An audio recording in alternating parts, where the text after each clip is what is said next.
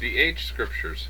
O book, infinite sweetness, let my heart suck every letter, and a honey gain, precious for any grief in any part, to be clear the breast, to mollify all pain.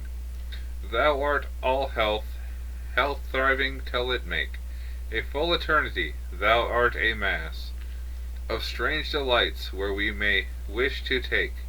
Ladies, look here, look this is the thankful glass that mends the looker's eyes. This is the well that washes what it shows. Who can endear thy praise too much? Thou art heaven's ledger here, working against the states of death and hell. Thou art joy's handsel, heaven lies flat in thee, subject to every mounter's bended knee. George Herbert. George Herbert was a brilliant man from a well-to-do Welsh family. He went to Cambridge at age 15 and specialized in oratory.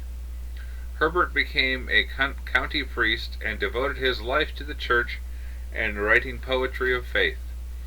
The Temple, in 1633, published 2 months after Herbert's death, contains almost all of his poetry.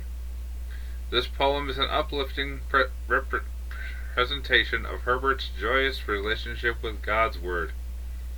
His expression of joy is similar to that of the psalmist who wrote Psalm 119. The psalmist found joy in the discovery of God's Word as one who had found a pearl of great price.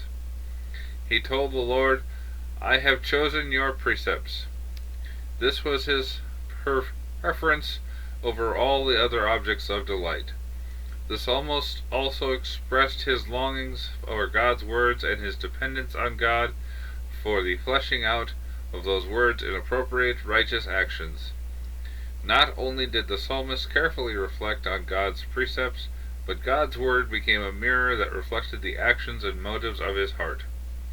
Herbert speaks of this in his poem, as did James, who said, Be doers of word, and not hearers only. Simply reading or hearing the Bible will not profit us if we not do what it says. Those who read the Word and don't follow it are like people who look at themselves in a mirror and then forget what they look like.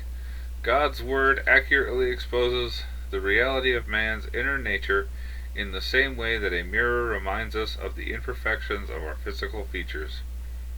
Once we see who we are, the very same Word can cleanse us. And remember, it is a message to obey, not just to listen to. For if you listen and don't obey, it is like looking at your face in a mirror but doing nothing to improve your appearance. But if you keep looking steadily into God's perfect law, the law that sets you free, and if you do what it says and don't forget what you heard, then God will bless you for doing it. James chapter 1, 22-25.